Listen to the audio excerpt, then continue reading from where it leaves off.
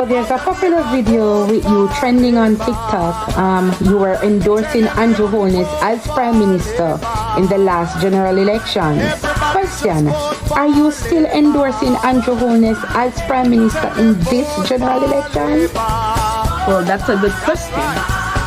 Yes, I have watched the video, and for those who were calling me dunce and stupid, I have now passed my PIP exams and is now attending Cornwall College. I aspire to be a neurosurgeon and will one day become the Prime Minister of Jamaica.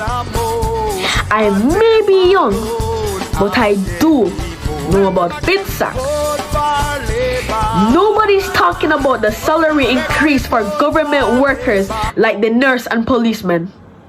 Nobody's talking about the crime rate that has been reduced. Nobody's talking about the jobs that are being created. Nobody's talking about the people who received concrete and not board houses.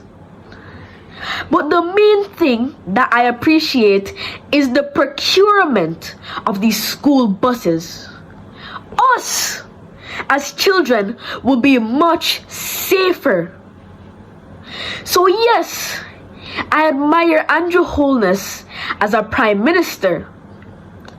1 p.m., third term, to continue the good work.